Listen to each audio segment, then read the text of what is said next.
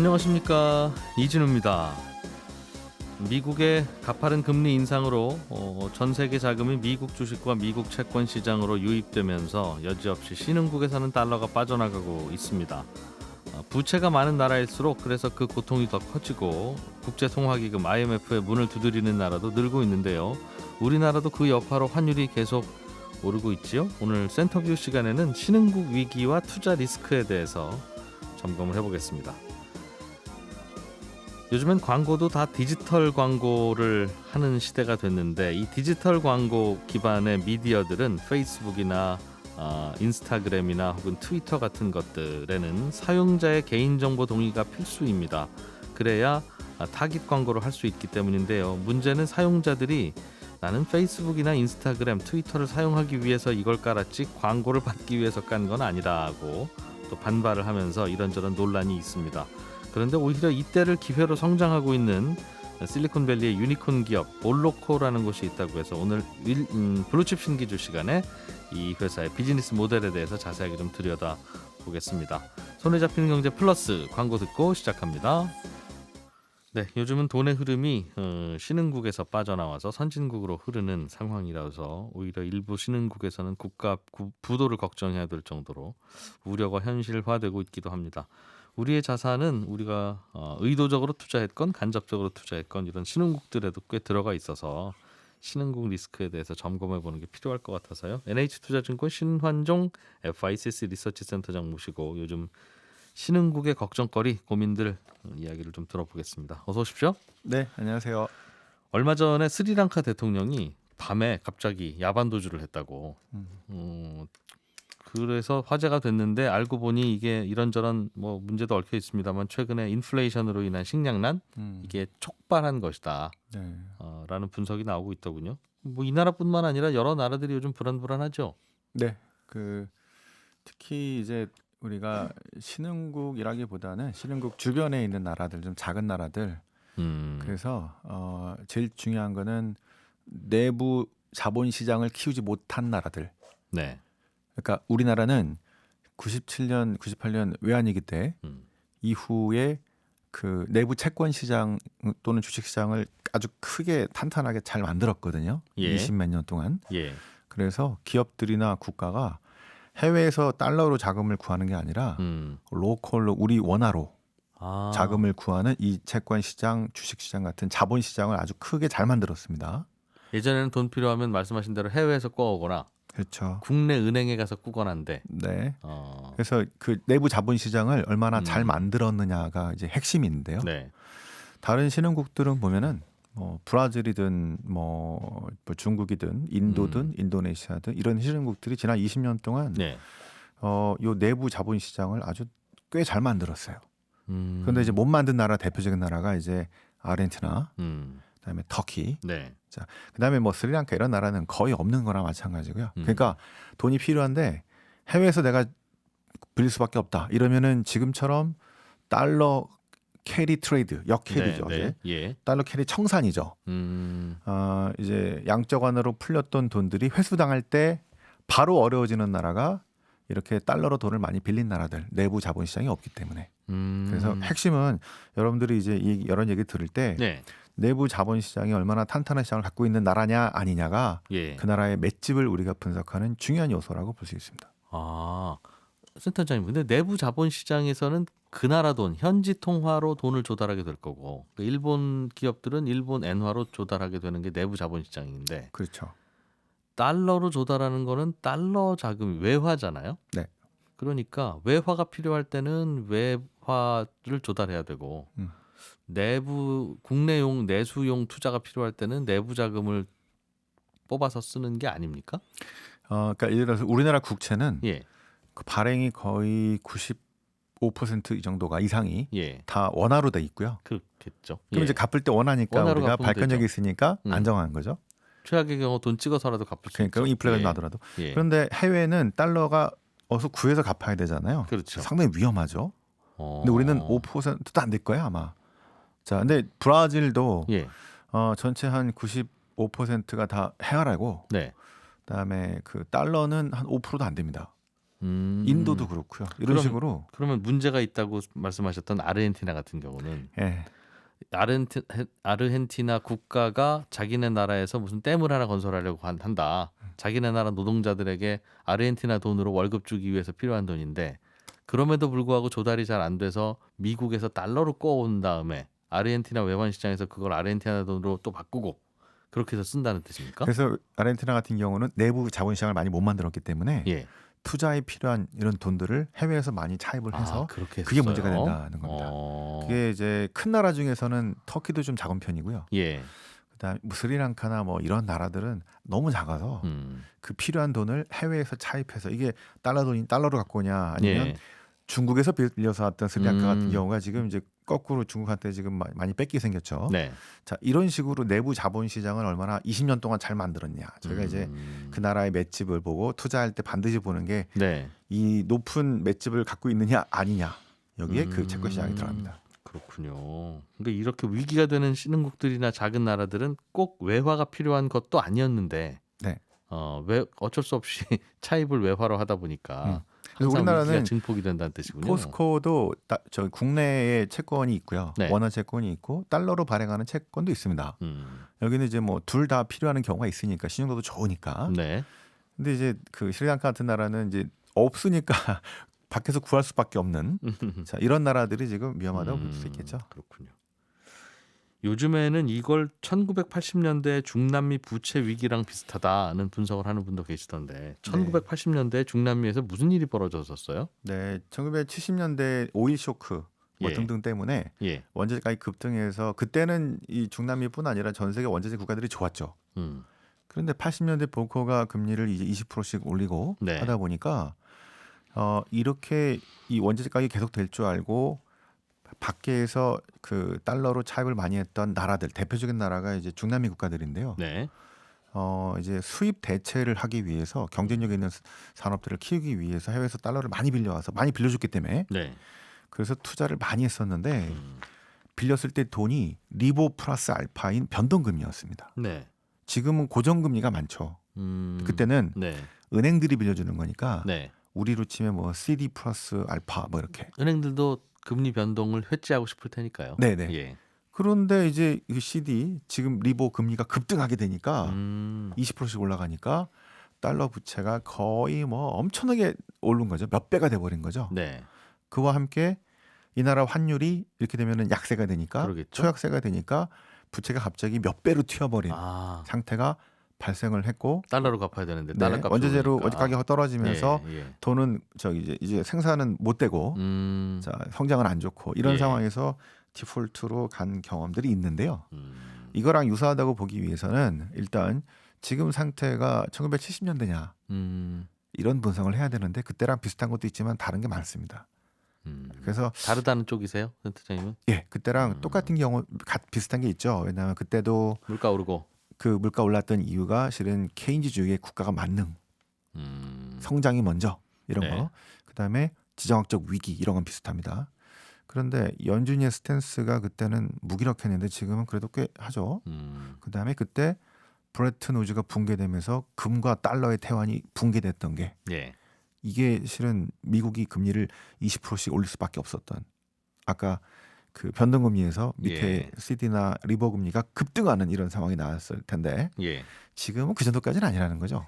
올라가는 정도가. 그러니까 그때는 금리가 말씀하신 대로 20%씩 올렸는데 네. 그때도 물가 잡으려고 올리는 거였죠. 물가 자본을 올렸죠. 지금도 물가 잡으려고 금리 올리고 있잖아요. 근데 그때는 한 번이 아니고 두 번에 1970년대 내내 네. 한 15, 16, 17, 18%까지 올라가는 물가, 아. 구조적인 물가를 잡기 위해서 어쩔 수 없는 상황이었고 지금 물가는 그 정도는 아니다. 지금 그 물가는 지금 아마 우리가 하반기에 피크 친다고 보고 있는데 9%에서 뭐 10%가 나올지는 모르겠습니다만 네. 어쨌든 그 정도에서 내려가고 금리도 한 4%가 위로 올라가긴 쉽지 않은 한 3.75, 3.5 이 정도까지 본다면 그때랑은 좀 다르죠. 예. 그리고 신흥국도 맷집도 달라졌다 그런 겁니다. 우리가 관심 있는 신흥국은 브라질이나 터키 같이 그 인도. 나라 인도, 네. 뭐 그 나라 국채나 기타 등등 어떤 자산에 우리도 함께 투자하고 있는 그런 맞습니다. 나라들일 텐데 네. 그럼 어떻게 봐야 돼요? 여기는 지금 요즘은 분위기는 좋지 않을 텐데. 좋지 않습니다. 네, 맞습니다. 이 나라 통화도 자꾸 약세가 되고 가고 네. 있을 거고. 실제로 그 글로벌 IB가 예. 글로벌 랭들이 이제 많이 분석을 하고 현지에 이게 저 애널리스트를 보내는 나라들이 있습니다. 예. 우리나라도 있고요. 뭐 브라질, 멕시코, 인도, 인도네시아, 뭐 저기 어디죠? 중국도 있고 그다음에 뭐 러시아는 좀 나왔고 네. 남하고 뭐 이런 큰 나라들인데요. 네. 이런 나라들이 상황이 지금 좋지는 못한데 그래서 위기까지는 아니고 일단 맷집이 높고 외환 보유고도 거의 4천억, 5천억, 뭐 6천억 달러씩 갖고 있기 때문에 예. 외환에서 문제가 생길 가능성은 터키나 아르헨티나 정도 빼고는 G20에서 그렇게 많지는 않다 이렇게 보고는 있는데요. 환율이 우리도 그렇지만 전 세계적으로 다 엄청나게 지금 달러만 강세고 다 약세가 됐습니다. 그래서 엔화가 심하죠. 막 20%씩 넘어가고 그다음에 네. 저기 유로도 그렇고 우리도 그렇지만 그래서 이렇게 달러 달러 강세로 각국의 통화들이 많이 절하되면서 물가도 많이 오르고 수입물가가 오르면서 네. 예. 그다음에 그 무역 수지도 보면은 이게 별로 좋지도 못합니다. 대부분 다. 그래서 이런 상황이 꽤 오래 갈 것 같다는 생각이 듭니다. 한 내년 한 중반까지 가지 않을까 싶은데요. 최소한 신흥국들도. 신흥국들도. 근데 이제 버틸 수 있는 체력이 있기 때문에 저희들 위험까지는 아니고 환율이 약세가 되면서 여러 가지 자산 가격이 좀 더 하락할 가능성이 있어 보여서 네. 제 생각에는 요 사이클이 끝날 때쯤 아니면 좀 전쯤에 신흥국에서 좋은 투자 기회가 있을 수 있기 때문에 잘 연구하시면은 좋은 기회가 있을 거라고 생각하고 있습니다. 신흥국의 투자 기회라는 건 뭐 그 나라 주식 또는 그 나라 채권, 뭐 부동산 여러 가지 기회가 있겠죠. 아니면 비즈니스의 기회라든가. 그 나라 통화가 약세가 되고 그 나라 금리가 많이 올라 있을 때 그렇죠. 잘 보고 이때부터는 안정되겠다 싶으면 그 포인트에서. 네. 그러니까 이제 신흥국은 항상 아무 때나 하는 게 아니고요. 예. 약세가 됐을 때 그다음에 이 약세를 반전시키기 위해서 네. 일단 선거 등등을 통해서 개혁을 하는 리더들이 많이 나옵니다. 네. 이럴 때 어떤 정책 변화가 생기고요. 원자재 가격에서 좀 도움이 되는 나라들도 있을 수 있겠고 반대가 되는 나라도 있으니까 잘 보셔야 될 것 같고 네. 지금 침체가 계속되고 있기 때문에 이런 것들이 반영이 돼서 충분히 떨어졌다면 여기 이제 특히 정책 변화 살만하다. 중심으로 턴할 때 아마 네. 내년쯤에 어떤 나라들부터 이제 기회가 오지 않을까 싶은데요. 1999년에 우리나라를 이런 대상으로 삼고 기회를 잡은 외국인 투자자들이 많죠. 그렇죠. 우리도 그렇게 해서 자, 딴 나라 가서 기회를 많이 찾아야죠. 그래서 안 좋을 때 많이 봐야 됩니다. 요즘엔 그 당시 우리를 포함해서 그런 걸 양털 깎기라고 한다고 하더군요. 네, 옛날에 양털 많이 깎았는데 요즘은 이제 다가오고 있을 수도 있고요. 아무튼 상황은 뭐 몰락이나 큰 위기까지는 아니고 네. 다만 앞으로도 좀 불안해서 지금보다는 좀 더 자산 가격이 충분히 내려갈 떨어질 수도 있으니. 거니까 그 기회를 한번 반대로 한번 삼아보자. 잘 보자. 네. 기회가 보일 만한 나라가 브라질, 뭐 터키, 인도 등등 중에서는 어디가 그나마 기회가 빨리 오겠는데 싶은 만한 곳이 따로 있어요, 좀? 지금은 제 생각에는 금리가 미리 오른 나라들이 좋습니다. 어디가 그렇고 이유는 뭐예요? 우리도 조금 거기 들어가는 편이기도 하고요. 예. 그다음에 브라질은 이미 금리가 한 13.75까지 올랐는데 좀 더 올릴 겁니다. 예. 그리고 나서 금리가 쭉 떨어질 때가 이게 지금 14%라고 13%라고 한다면 그 플러스 알파가 나오기 때문에 상당히 좋은 기회가 있습니다. 채권은 금리 떨어지면 좋으니까. 네, 예. 유지되거나 떨어질 때. 예. 자, 그때 그 지금 환율의 타이밍을 잡아서 이제 하시면 좋을 것 같고, 그다음에 멕시코도 괜찮아 보이긴 합니다. 근데 이런 나라들이 여러 가지 이슈들이 있어가지고 그 이슈들로 가장 좀 적절할 때를 잡아야 되는데 지금은 네. 미국 경기 침체가 반영이 지금 될 거니까 한 내년쯤에 이런 나라들을 내년쯤에 아마 좀 기회를 보시면 좋을 것 같고 올해 후반이나 기준 금리가 13.75면요. 네. 브라질에서는 무슨 돈 빌려서 사업하려면 한 20% 정도 금리를 물고 한다는 뜻인데. 네. 그럼에도 사업이 수지가 맞는 사업들이 있어요? 있으니까 하겠죠. 그리고 그러니까 많이 빌려서 안 하고 자기 돈으로 많이 하겠죠.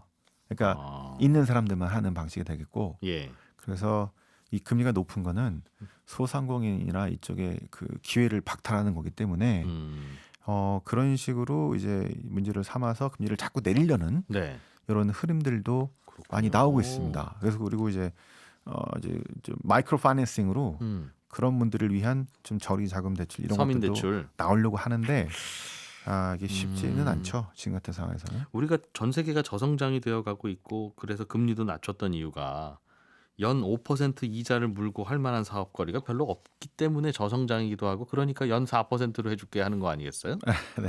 그런데 이런 신흥국들은 연 13%라도 그 돈 빌려주시면 제가 사업해서 한 연 20% 벌 게 많습니다라고 하면 그 동네는 아직도 저성장은 아니네요. 매우 근- 고성장하는 나라들입니까? 근데 또 그렇지도 않습니다. 그게 지금 신흥국들의 문제긴 한데요. 예. 금리는 높은데 성장이 잘 안 나와요. 음. 약간 리얼로 예. 실질로 해서 한 2% 정도 정도밖에 잘 나오지 않습니다. 그럼 연 성장률이 2%인데 금리를 14%로 만들면 네. 괜찮아요? 그래서 그 저기 어느 쪽은 성장이 꽤 나오고, 네. 그러니까 어느 쪽은 괜찮고 어느 쪽은 안 좋고 이게 좀 막 뒤섞여 있는 데다가 네. 금리가 예를 들어서 국채가 14.25인데 네. 정책금리는요. 아니 정책금리라고 해야 되나? 기준금리가 아니라 예. 정책적으로 우리 산업은행이 옛날에 저기 특별한 대출들을 통해서 우리나라에 대기업들한테 필요하다고 싶은, 네. 한 국채는 14%인데 한 6%나 7%에 대출하는 것들도 네, 있습니다. 그 나라도 네, 이런 식으로. 전략적으로 필요하다면. 네. 그리고 해외에서 조달을 하는 거죠. 괜찮은 회사들은. 네. 그러면 또 싸게 할 수 있으니까. 그래서 거의 이런 나라들은 대기업 위주의 큰 그렇군요. 위주의 성장이 되고 있죠.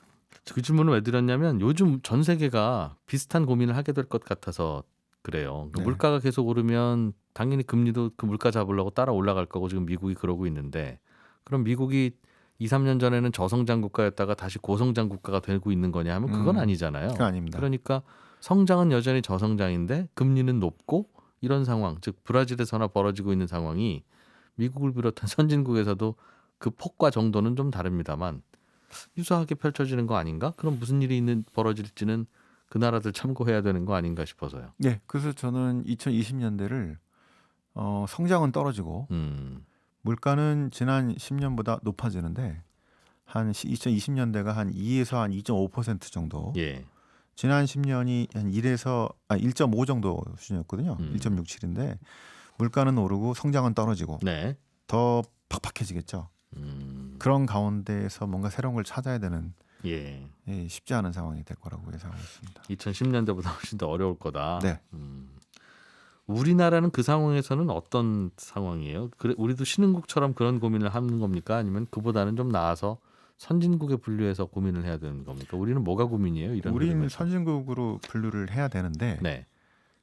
왜냐하면 물가나 환율 보시면 예. 우리는 거의 박스를 보이고 있습니다. 한 20년 동안 거의 박스였지 않습니까? 예, 예. 물가도 낮았고 선진국이라. 예. 그래서 뭐 지금은 거의 선진국으로 이제 봐서 아마도 낮은 성장 그리고 또 우리 투자가 반도체나 이런 투자가 국내에서 이루어지는 게 아니라 네. 미국이나 뭐 인도나 이렇게 갈 가능성이 높아서 우리 성장률은 좋지 않은 소식이네요. 더 떨어질 거라고 봅니다. 예. 그래서 아마 그 투자가 밖에서 이루어진다면 이렇게 성장이 높지 않기 때문에 금리도 그렇게 높지 않은 가능성이 높고요. 이런 선진국형으로 갈 거라고 예상을 하고 있습니다. 우리나라는 지금이야 물가 때문에 올리더라도 그 저성장 때문에 다시 금리를 내릴 수밖에 없을 거다. 네. 그래서 제 생각에 저번에도 지금 10년 전에 국채 30년짜리 예. 5% 사야 되고 지금 우리나라 국채 한 3점 후반 나오면은 사야 된다. 10년짜리. 예. 앞으로 이런 게 없기 때문에 그 얘기를 들은 게 그래서 지금 잠깐 불나서 소방차 출동하니까 물이 이렇게 흥건한 거지. 물은 귀한 동네다 여기가. 네, 금리 이렇게 국채 금리가 높지 않기 때문에. 그런데 말이죠. 이 물가 오름세가 금방 그렇게 잡히면 말씀하신 대로 다시 금리를 내리고 성장률에 맞춰서 우리 금리가 정해질 거다라는 말이 납득이 되는데 이 물가가 잘 안 잡힐 거다. 내년에도 그렇고 후년에도 그렇고 이게 전반적으로 공급 체인이 꼬여 있고 지금 이런저런 고민들이 하나둘이 아니고 원자재 가격도 그래서 잘 안 되는 거라서 네. 이 물가 계속 될 건데라는 전망도 슬슬 나와요. 네. 그럴 때 우리의 선택은 뭡니까? 그럼 물가 잡으러 계속 금리 높여 가야 돼요? 아니면 말씀하신 대로 저성장에 맞춰서 갖고 내려와야 돼요?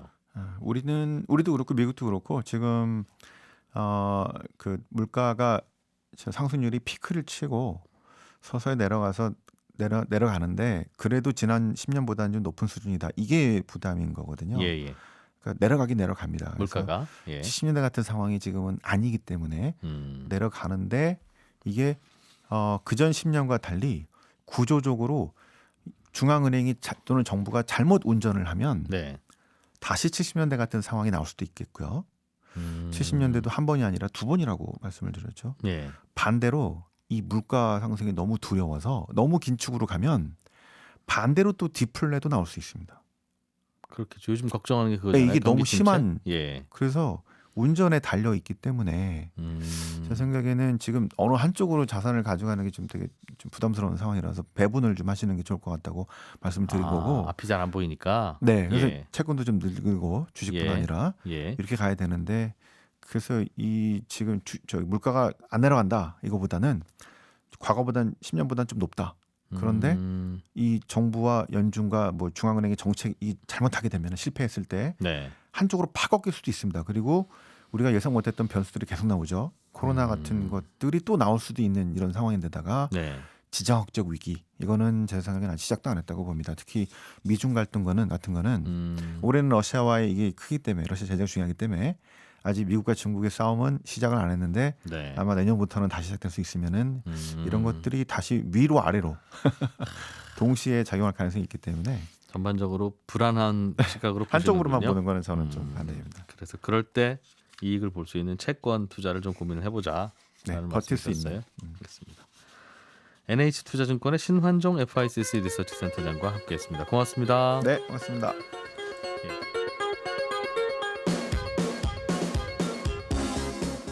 블루칩 기업들의 이슈와 그 이면의 이야기를 살펴보는 블루칩 신기주 시간입니다. 오늘은 한국계 광고 기술 회사인데 미국 실리콘밸리에 본사를 둔 몰로코라는 회사의 사업 모델에 대해서 좀 들여다보려고 합니다. 더밀크 코리아의 신기주 부대표님 어서 오세요. 네, 안녕하세요. 예, 실리콘밸리를 최근에 다녀오셨다고요? 네, 그 동남아 출장, 예, 동남아 공연을 마치고 예, 돌아왔습니다. 실리콘밸리 최근에 갔다 왔고요. 예. 가장 각광받는 기업은 하나 딱 꼽아서 블루칩 신기주에서 송정재 청자 여러분들 전해드리려고 했는데 그게 몰로코예요. 뭐 하는 회사인데요? 이 회사는 유니콘이라고 하면 우리 돈으로換算해서 기업 가치가 1조 원이 넘는 회사를 그쵸. 부르는 네. 용어인데 10억 달러 이상. 네. 뭐 어느 정도인지 기업 가치야 뭐 요즘 매일매일 바뀌긴 합니다만 시장 분위기도 이래서 그렇죠. 네.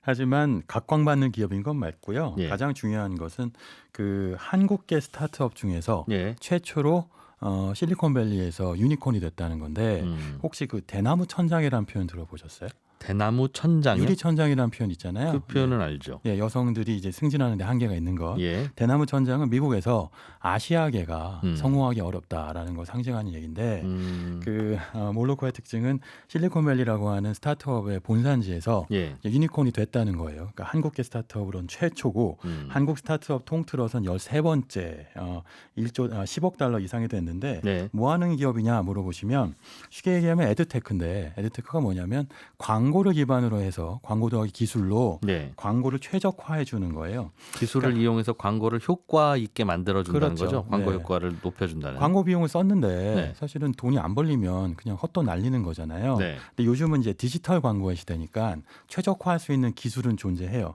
근데 이걸 어떻게 하느냐가 좀 어려운 것인데 어쨌든 최고 수익의 매출과 영업이익을 내도록 도와줍니다. 그걸 머신러닝과 뭐 이제 인공지능 기반으로 한 빅데이터를 통해서 머신러닝으로 해결해 준다.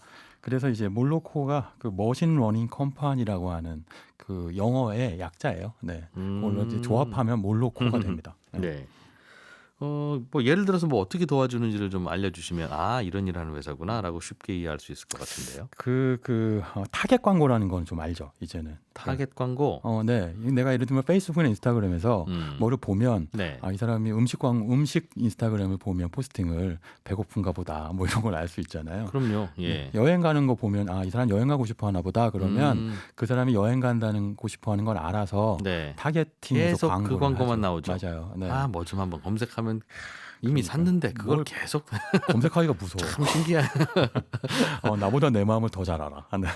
그러게요. 이런 그런 문제, 광고들. 사실 이게 타겟 광고인데요. 이건 이제 기본 중에 기본이 됐죠. 특히 페이스북, 인스타그램, 유튜브, 틱톡 같은 것들이 이제 소셜 미디어들이 성장하면서 네. 타겟 광고는 가능해졌는데 문제는 뭐냐면 아직도 어려운 문제가 있어요. 뭐냐면 도대체 얼마의 돈을 쓸까? 또는 얼마나 많은 사람들한테 보여줄까? 광고비를 얼마나 그쵸? 쓸까? 네. 이건 굉장히 광고해 보신 분들은 다 고민일 거예요. 광고 그렇겠죠? 예산은 한계가 있는데 예. 이거 왕창 쓸 수도 없고 음. 예산이 무한정이라면야 왕창 쓸 수 있을 텐데 음. 근데 이 몰로코는 어떤 거 보여주냐면요. 광고를 했을 때 네. 해당 사람이 그 이진우라는 사람이 이 음식 광고에 구매 버튼을 누를 확률도 계산해줘요. 과거의 구매 패턴을 보고요. 네. 그리고 나서 이 사람은 이 시간대에 많이 배고픈 사람이다. 그러니까 이 광고를 이렇게 때리면 예. 그러면 구매가 이렇게 일어납니다. 그래서 예상 매출은 얼마고 수익은 얼마다 이런 거를 수치화해서 보여줍니다. 광고를 하면 해서 신기주님한테 보내드리면 네. 이분은 오전 11시부터 1시 사이에 무슨 음식 광고 보내드리면 거의 50%의 확률로 찍어서 구매까지 하십니다. 맞아요. 네. 그런 이분한테 보여드리면 됩니다. 네. 그 몰로코의 고객사가 배달의 민족인데요. 예. 배달의 민족 같은 경우는 정말 세상 사람들이 언제 배고플지 너무 궁금할 거 아니에요. 네. 그러니까 특정 사람이 11시 반부터 12시 사이에 블루칩 신기주 들을 것이냐 아니면 배가 고파서 짜장면을 시킬 것이냐를 네. 보여준다는 거죠. 이거 과거의 구매 패턴을 분석해서 수없이 많은 사람들한테 광고를 어떻게 보여줄지를 보여주는 것. 그리고 심지어 몰로코는 광고 비용을 책정할 뿐만 아니라 광고 집행도 해줍니다. 그러니까 얼마나 광고를 할지 네. 그러니까 최적화된 광고를 할 수 있게 해주는 거죠. 광고주가 예를 들면 페이스북 광고를 한다고 하면 중간에 몰로코가 네. 사장님 요건 요 정도 하시고요. 요거는 11시에 하지 마시고 오후 1시로 하시고요. 맞아요. 하는 네. 걸 해준다. 광고 맞아요. 컨설팅을. 네. 그러니까 이게 굉장히 이런 개념이 있어요. ROAS라는 개념인데 예. 그 ROI라는 개념을 아실 거예요. Return on Investment. 예. 근데 ROAS는 뭐냐면 제가 실리콘밸리에서 막 왔으니까 영어 발음을 좀 쓰면 Return on Advertising Spend. 애드버타이징 별로 스펜드면 미국같잖아요. 광고 네. 비용인데 맞아요. 네. 광고비 쓴 거에 비해서 돈을 얼마나 회수했냐? 그렇죠. 맞아요. 그러니까 이게 굉장히 중요한 개념인데 이 예. ROAS를 극적으로 높여주는 서비스를 제공해서 광고주들한테 굉장히 호평을 받고 있죠. 특히 이게 인공지능 더하기 빅데이터를 통해서 네. 인공지능이 광고를 어떻게 잘할지를 배우는 머신러닝 기반으로 하는데 네. 이 처리할 수 있는 초당 연산 속도가 좀 어마어마해요. 숫자를 좀 불러드리면 예. 초당 400만 건의 광고를 연산해서 보여줍니다. 그리고 하루에 많게는 1000억 건 이상의 광고를 처리하는데 네. 고객사가 한 250개사가 되거든요. 250개사가 거기에 접근하는 수없이 많은 고객들이 있을 거 아니에요. 네. 거기서 보면 이 광고하는 사람이 접근하면 그러면 0.1초 만에 광고주가 접근하면 그러니까 광고주는 광고를 했고 예. 이제 고객이 접근하면 광고를 볼 대상인 네, 고객, 광고 창 잠재 소비자가 접근하면 그러니까 접근하기 0.1초 전에 이 사람의 구매 패턴을 판단해서 그래서 이 사람한테 최적화된 광고를 보여줘요. 이 사람이 배고픈 시간대는 배고픈 거 보여주고 예. 뭐 물건 사고 싶은 한 11시부터 12시 사이에 왜 지름신 올 때 있잖아요. 예. 그럼 그때 그 사람이 필요로 하는 물건을 보여줍니다. 바로 그 대목에서 제가 궁금한 게 쌓였는데 네네. 사람들은 광고를 보러 어떤 광고회사 사이트를 가지는 않잖아요. 그렇죠. 사람들이 네. 즐기는 놀이터, 포털이면 포털, SNS면 SNS에서 놀다가 가는데 네. 어떤 사람이 와서 노는지도 알아야 되고 이 사람한테 지금 자동차 광고를 보여줄지 햄버거 광고를 보여줄지를 결정한다는 뜻인데 그렇죠. 그럼 지금 들어온 사람이 누군지도 순식간에 파악해야 되고 맞아요. 네. 이 사람이 햄버거 광고를 할 때 이 정도 효율로 클릭을 할 사람인지 아는 사람인지도 판단해야 되는데 이 무슨 회사 이름이 몰로코요? 몰로코. 네. 몰로코는 예를 들면 인스타그램에 접근한 신기주가 네. 어떤 사람인지를 어떻게 알고 광고를 탁탁 매치해서 줍니까? 이건 이제 과거형하고 현재형으로 설명드려야 되는데 네. 2021년 4월 전에는 무조건 가능했어요.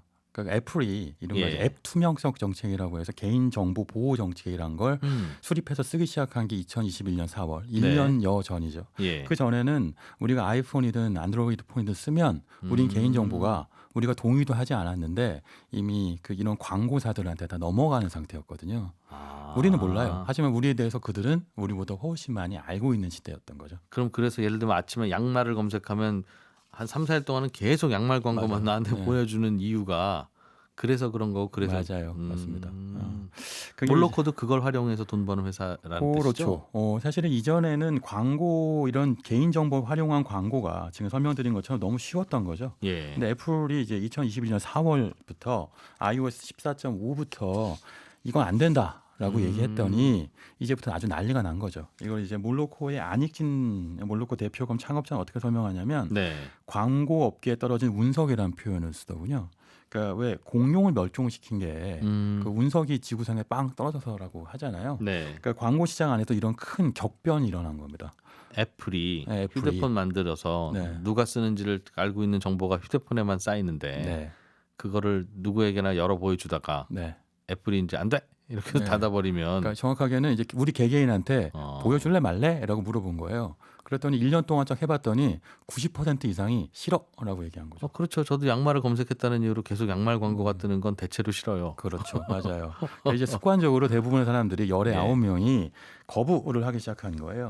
이러니까 이런 타겟 광고가 굉장히 어려워진 상태가 됐는데 네. 가장 직격탄을 맞은 건 아시다시피 지금은 메타의 이름을 바꾼 페이스북, 인스타그램이죠. 그러니까 메타의 경우는 애플 때문에 2021년 손실이 한 100억 달러 넘게 났다고 얘기를 하니까.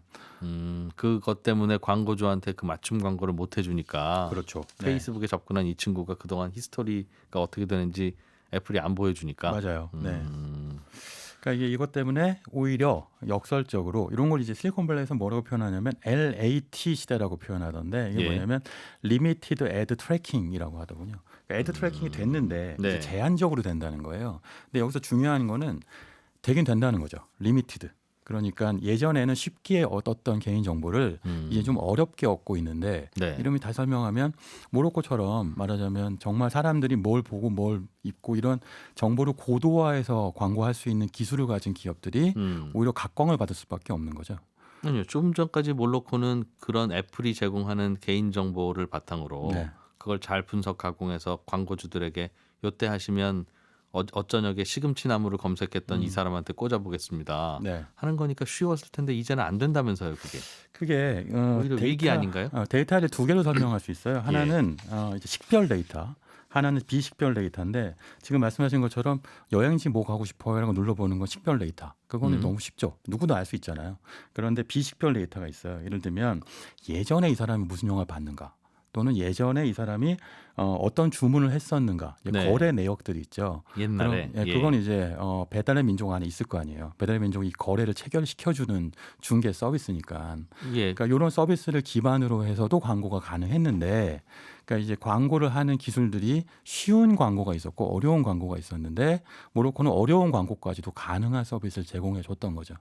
그러니까 운석이 빵 떨어지니까 쉬운 광고를 하던 기업들은 광고하기가 어려워졌고 그리고 어려운 광고까지도 가능했던 이러면 광고를 고도화시켰던 서비스들을 제공하는 회사들이 살아남는데 그게 모로코 덕분에 가능한 거죠. 이걸 이제 모로코는 맥락 데이터라고 설명하는데 예를 들면 그 어떻게 하는 건데요? 쉬운 광고는 휴대폰에 검색 기록도 있고 뭐 좋아했던 그렇죠. 것도 다 들어 있으니까 네, 좋아요 누르면 뭐 그런 거야 뭐 쉽게 그걸 타겟팅할 수 있다고 쳐요. 근데 그거가 막혔는데 네. 과거에 어려운 정보까지도 잘 찾아서 광고를 하는 기술이 있었다고 설명하시는 그게 어떤 겁니까? 예를 들면 그 모로코의 그 고객사 중에 미국의 배달의 민족인 도어대시가 있어요. 예. 도어대시는 예전에 같은 경우는 개인 정보를 애플 통해서 받아서 그걸 통해서 광고를 했겠죠. 그런데 지금은 그건 할 수 없지만 도어대시한테 그 정보는 있죠. 뭐냐면 어떤 사람이 언제 어떠한 주문을 했었는지에 대한 주문 데이터는 존재하는 거예요. 그러니까 이 사람이 얼마나 자주 주문했는가 네. 또는 어떤 음식을 주문했는가라는 주문 데이터 자체는 존재하니까 그 주문 데이터를 기반으로 해서 광고를 할 수 있는 솔루션을 제공해 줄 수 있죠. 잠깐만요. 몰로코가. 그럼 우리 예를 들면 배달의 민족이면 그동안 누가 어떤 사람이 뭐 주문했는지 데이터는 배달의 민족한테 있을 텐데 그거는 광고주잖아요. 그렇죠. 그리고 우리가 광고해야 할 타겟은 배달의 민족 앱에서 놀고 있는 분이 아니라 예를 들면 네이버 앱에서 놀고 있는 혹은 인스타그램에서 놀고 계신 분들 아니겠습니까? 네. 그분한테 배달의 민족 광고를 하려고 하면 이분이 배달의 민족에서 과거에 얼마를 쓰셨는지에 대한 기록이 있는 게 왜 도움이 되죠? 그리고 일단- 그분이 그분인지 동일인인지를 어떻게 알아요? 그러니까 일단 지금 말씀하신 것처럼 예. 그 과거에는 인스타그램 같은 걸로 기본적으로 광고를 할 수 있었는데 지금은 그 광고는 막혔지만 예. 그 정확하게 타겟 광고는 필요하잖아요. 예. 그러면 거래 내역을 활용해서 그래서 이 사람과 아이들을 매칭시켜서 그래서 광고를 할 수 있는 사람인지를 파악하는 거죠. 그러니까 모로코의 경우에는 그 맥락 데이터라고 하는 거 활용하는데 그러려면 배달의 민족이든 도어대시든 아니면 딜리버리든 이런 식의 어떤 서비스 회사들이 데이터를 제공해 줘야만 하는 거예요. 그 데이터 제공 받으면 광고를 할 수 있게 되는 거죠. 이제 몰로코는 핵심이 뭐냐면 광고를 하는 광고주가 아니라 네. 광고를 집행해 주는 광고 대행사에 해당되고 그렇죠. 이 광고 대행사 입장에서 보면 데이터를 제공받을 수 있다면 그거 고도화시키는 건 가능한 거죠. 과거에는 그러니까 휴대폰 안에 내가 양말을 검색했다는 걸 애플이 아니까 그걸 잠깐 빌려다가 네, 쉬웠죠. 양말 광고주들한테 혹은 옷 광고주들한테 난 이진우가 들어오면 이 광고 하세요를 했는데 네, 지금은 애플이 그 얘기를 안 해주면 배달의 민족이나 맞아요. 혹은 뭐 쿠팡이나 네, 이런 쪽에다가 혹시 그러면 이진우라는 사람이 그동안 시켜 먹었던 음식이나 샀던 상품들의 리스트를 저희한테 빌려주시면 맞아요. 네. 저희가 광고주한테 이보세요 이진우는 계속 불고기 이런 거 사 먹었지 않습니까? 이 친구 불고기 좋아하네요. 그러니까 불고기 광고주한테 가서 이진우 들어올 때마다 이 광고 보여주겠다고 제안을 맞아요. 한다는 거. 네. 근데 여기서 중요한 포인트가 있어요. 예. 최근에 이제 그 실리콘밸리 쪽에서 가장 문제가 되고 있는 게 스냅챗이잖아요. 예. 스냅챗의 매출 영업이익이 급감했고 2분기에 충격이 되면서 주가가 25% 이상 하락했는데 네. 스냅챗 같은 경우는 광고를 대행해 주는 게 아니라 광고판을 파는 회사인 거죠. 그러니까 여기다 광고 하세요라는 광고판을 놓고 사람들이 여기 모여 있어요라고 하는 건데 네. 더 이상 이런 회사는 장사하기가 어려워지는 겁니다. 페이스북이 그렇고 인스타그램이 맞아요. 그렇겠죠. 네, 광고판은 더 이상 광고가 안 되는데 예. 하지만 물건을 파는 광고주들 그게 이제 뭐 배달의 민족일 수도 있고 뭐 넷마블일 수도 있고 게임 회사일 수도 있고 예. 음식 회사일 수도 있고 이런 회사는 어쨌든 광고를 해야 되는 거죠.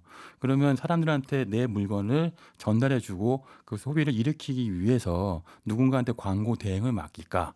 광고판이 아니라 광고의 솔루션을 제공해주는 회사는 몰로코인 거죠. 배달의 민족 같은 사람들이 자주 쓰는 회사들은 그러니까 광고주이기도 하지만 광고를 잘 집행하기 위한 데이터를 제공해 주는 회사이기도 하겠네요. 맞아요. 네. 그러니까 앞으로는 예. 말씀드린 것처럼 애플이나 다른 회사들이 개인 정보를 제공해 주지 않고 있고 우리가 그걸 거부하고 있으니까 네. 자체적인 거래 데이터를 갖고 있고 거기에 맥락 데이터 이 사람이 또 언제 주문을 했고 또는 어디에 자주 여행 가고 이런 정보를 갖고 있는 회사들만 광고를 할 수 있게 되는 거예요. 소비 수요를 일으킬 수 있는 거죠. 장출할 수 있게 되는 겁니다. 그 예를 들면 손에 잡히는 경제라는 라디오 프로그램을 네. 많이 들으시도록 우리가 광고를 하고 싶으면 네. 그 광고 어떤 사람들에게 광고를 해야 되지라고 하는 데이터를 뭐 배민이라든가 혹은 뭐 쿠팡이라든가 그런 데서 활용해서 쓸 수 있다는 말이네요. 그렇죠. 그러니까 저희도 광고주는 될 수 있고. 그렇죠. 근데 사실 MBC에서 그런 식의 디테일한 데이터를 갖고 있어야 하는 거예요. 그러니까 실리콘밸리에서 요즘 얘기하는 건 예. 그러니까 데이터가 원유다라고 얘기하는 건데 사실 아시다시피 땅에서 원유를 끌고 나와봐야 그걸 그 차 안에 넣으면 바로 엔진이 작동되는 게 아니잖아요. 근데 저희는 데이터가 없고 네. 없으니까 사람들에게 광고를 하고 싶은 거 아니겠습니까? 근데 광고를 해야 하는 광고주가 데이터를 갖고 있어야 한다면 그렇죠. 네.